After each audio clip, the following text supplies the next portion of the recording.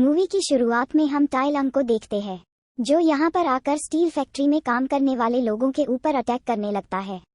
और वहाँ पर वो गुस्से में कहता है कि अब मैं इतना पावरफुल हो गया हूँ कि ड्रैगन वॉरियर भी मेरा कुछ नहीं बिगाड़ पाएगा।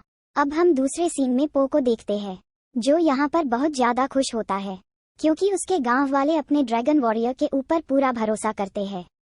और हम देखते हैं वहाँ पर सभी लोग बहुत ज्यादा खुशी खुशी रह रहे हैं। दूसरी तरफ हम देखते हैं वहाँ पर मास्टर शिफू आ जाते हैं और वो वहाँ पर पो को कहते हैं कि मेरे साथ चलो, मुझे तुमसे कुछ जरूरी बात करनी है।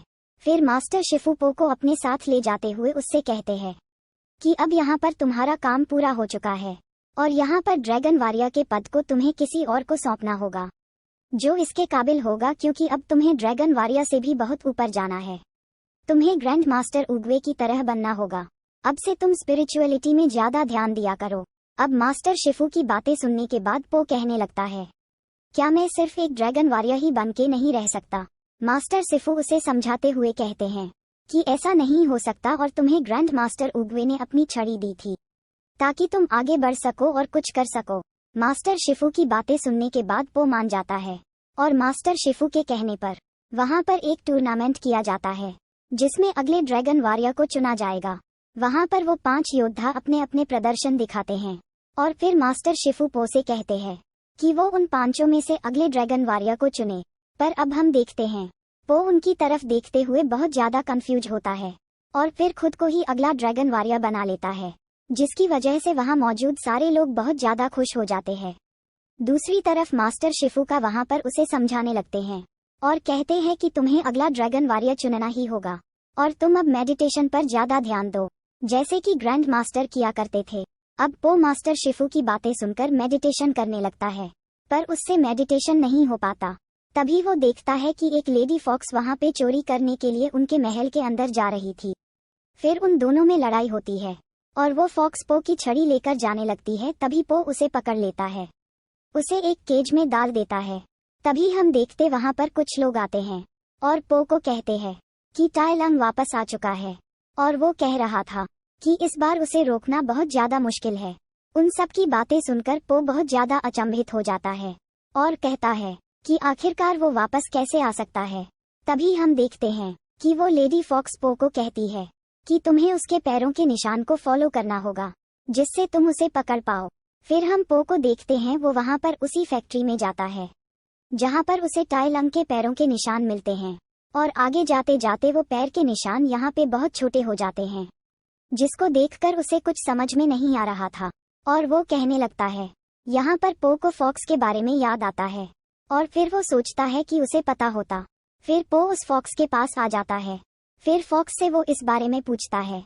फॉक्स पो को कहती है कि जिसे तुम टाई लंग समझ रहे हो वो टाई लंग नहीं बल्कि वो तो एक कमीलियन है जो कि जादूगरनी है और किसी का भी रूप ले सकती है और वो बहुत ही ज्यादा खतरनाक और पावरफुल है। वहाँ पर उसकी बातें सुनकर पो कहने लगता है, तुम मुझे कैमलिन के पास ले जाओ। तब फॉक्स कहने लगती है कि इससे मेरा क्या फायदा होगा। तब पो उससे कहता है कि तुमने अगर मेरी मदद की तो मैं तुम्हारी सजा कम कर दूंगा। तब वो फॉक्स मान जाती है।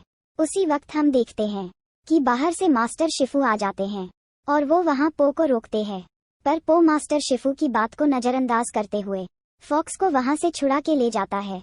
अब हम देखते हैं रास्ते में वो दोनों एक दूसरे से बहुत सारी बातें करते हैं, जिसकी वजह से उन दोनों के बीच में अच्छी बॉन्डिंग हो जाती है और वो दोनों अच्छे दोस्त बन जाते हैं।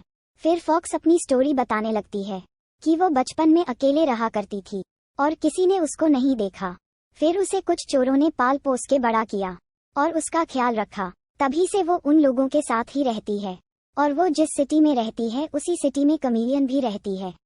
कुछ टाइम के बाद वो दोनों फॉक्स के घर में पहुंच जाते हैं और हम देखते हैं वहाँ फॉक्स अपने दोस्तों से पो का इंट्रोडक्शन करवाती है और वो लोग दिखने में बहुत सिंपल थे पर वो लोग बहुत ही खतरनाक चोर हैं। अब उसके बाद में फॉक्स पो के साथ कमीलियन के महल के अंदर जाने की कोशिश करती है। वो दोनों पीछे के रास्ते से होते हुए अंदर चले जाते हैं जहाँ पर बहुत सारे क्रोकोडाइल्स होते हैं, पर वो सभी सो रहे थे। वो दोनों बचकर निकल जाते हैं, पर तभी पो की गैस छोड़ने की वजह से वो क्रोकोडाइल्स जग जाते हैं। वो क्रोकोडाइल्स उनको पकड़ने के लिए भागते हैं, पर पो और फॉक्स दोनों उनसे बचते हुए महल के सेंटर में पहुंच जाते हैं, जहाँ पर हम देखते हैं कि वह बहुत अंधेरा होता है। तभी हम देखते हैं वहाँ पर पो के ऊपर एक पिंजरा आ जाता है जो कि बहुत ज्यादा मजबूत था। अब हम देखते हैं वहाँ पो उससे निकलने की कोशिश करता है पर निकल नहीं पाता। तब वह फॉक्स को अपनी छड़ी देता है और कहता है कि इससे इस पिंजरे को उठाने की कोशिश करो। जैसे ही फॉक्स को वो छड़ी मिलती है तो वो पो को धोखा दे देती है और वो उस छड़ी को कमीलियन को दे देती है। तब कमीलियन बताती है कि उसने ही फॉक्स को बचपन से पाल पोष कर बड़ा किया है और वो उसके लिए काम करती हैं। फिर कमीलियन कहती है कि पो को इतनी जल्दी किसी पर भरोसा नहीं करना चाहिए। फिर पो कमीलियन से पूछता है कि तुम इस छड़ी का क्या करोगी। तब कमीलियन कहने लगती है कि मुझे भी कुंग-फू सीखना था पर किसी ने मुझे सिखाया ही नहीं। उसके बाद मैंने मैजिक सीखा और अब मैं किसी की भी बॉडी में ट्रांसफॉर्म हो सकती हूँ, मतलब कि अपना रूप बदल सकती हूँ। क्योंकि ये साधारण छड़ी नहीं है, इससे स्पिरिचुअल वर्ल्ड के दरवाजे खोल सकते हैं। तो इसलिए मैं इस छड़ी से अलग अलग मास्टर को रूह की दुनिया से बुलाकर उनके पावर को अपना बना लूंगी, जिसकी बाद मैं सबसे ज्यादा पावरफुल बन जाऊंगी। कैमलिन की बातें सुनने के बाद पो को गुस्सा आता है और वो पिंजरे को तोड़ने की कोशिश करता है। तभी कमीलियन कहती है ये पिंजरा मेरी मैजिक से बना है और पिंजरा टूट नहीं सकता। जिसके बाद पो अपने पंच जमीन पर मारने लगता है। जमीन टूटने के बाद पो नीचे चला जाता है। फिर हम देखते वहाँ पर बहुत सारे सोल्जर होते हैं पर पो बहुत ही आसानी से उन सबको हरा देता है। उसके बाद हम देखते हैं कि उसके आगे फॉक्स आ जाती है और उसके हाथ में छड़ी होती है।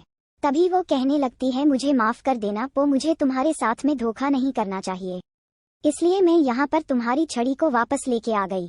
अब हम देखते हैं जैसे ही पो उस छड़ी को पकड़ने वाला था तभी वहाँ पर असली फॉक्स आ जाती है और वो कहती है कि पो उससे दूर रहना, वो कमीलियन है। उसके बाद कमीलियन पो को ऊपर से नीचे गिरा देती है। हम देखते हैं यहाँ पर पो कुछ भी नहीं कर पाता और वो नीचे गिरने लगता है।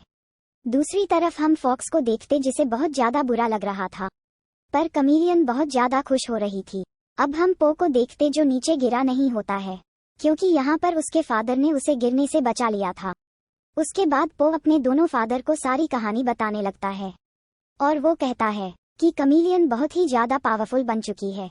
अब पो की बातें सुनने के बाद उसके फादर कहते हैं यहाँ पे कैमलिन बहुत ज्यादा खतरनाक बन चुकी है, इसलिए तुम्हें उससे फाइट नहीं करना चाहिए।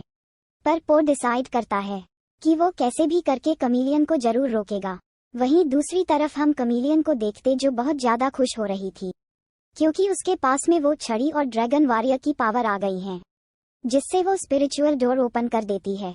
इसके ओपन होते ही सबसे पहले टाई लंग बाहर आता है और वो कैमलिन के हाथ में उस छड़ी को देख के कहता है कि ये छड़ी तुम्हारे पास कैसे आ गई। तब वह कहती है कि इस छड़ी को पो ने उसको दिया है। टाई लंग सोचता है कि पो पागल जरूर है पर वो ऐसे किसी को अपनी छड़ी नहीं देगा। इसके बाद में हम देखते हैं कि टाई लंग बहुत ही आसानी से कैमलिन के सारे सोल्जर को हराने लगता है। जिसके बाद कमीलियन उस छड़ी का यूज करते हुए टाई लंग की सारी पावर छीन लेती है। जिसके बाद टाई लंग बहुत ज्यादा कमजोर हो गया था और कमीलियन के पास टाई लंग की पावर आ गई थी। उसके बाद कैमलिन टाई लंग को एक पिंजरे में बंद कर देती है और फिर कमीलियन सारे मास्टर्स को बारी बारी करके बाहर बुलाते हुए उनकी सारी एनर्जी को एब्जॉर्ब करने लगती है, जिसकी वजह से कमीलियन की पावर बहुत ज्यादा बढ़ गई थी। दूसरी तरफ वो सारे मास्टर को पिंजरे में बंद कर रही थी। फिर हम देखते हैं कि पो वापस महल में आता है जिसे वहां पर देखकर फॉक्स खुश हो जाती हैं और वो कहती हैं कि मैं आपकी मदद करना चाहती हूँ। पर इस बार पो उसके ऊपर भरोसा नहीं करता। फिर फॉक्स उसे कहती है कि वो सुधर गई हैं और हम देखते हैं इतने रिक्वेस्ट के बाद में पो उसके ऊपर भरोसा करने के लिए मान जाता है। उसके बाद हम देखते हैं कि पो कैमलिन के पास आ जाता है और उसे वहां पे बातों में उलझाने लगता है क्योंकि ये सब उसका प्लान था। तभी हम देखते हैं ऊपर से फॉक्स कमीलियन के ऊपर उसी जेल वाले पिंजरे को फेंक देती है जिसकी वजह से कमीलियन वहां पे फंस जाती है। फिर हम देखते हैं कि वहां पर वो गुस्से में सारे मास्टर्स के पावर को कंबाइन करके ट्रांसफॉर्म हो जाती है और हम देखते वो बहुत ज्यादा खतरनाक एंड पावरफुल लग रही थी और वो पो के ऊपर अटैक कर देती है। कमीलियन की पावर बहुत ज्यादा थी और वो पो को फिर से जेल के अंदर बंद कर देती है। पर फॉक्स बाहर होती है और वो पो को बचाने की कोशिश करती है पर फॉक्स कुछ नहीं कर पाती। उधर पो फॉक्स से कहता है तुम कमीलियन से लड़ सकती हो और वो अपनी छड़ी फॉक्स को दे देता है। फिर फॉक्स छड़ी से लड़ते हुए कमीलियन को घायल कर देती है जिसके बाद में वहाँ पो बहुत ही आसानी से जेल से बाहर आ जाता है।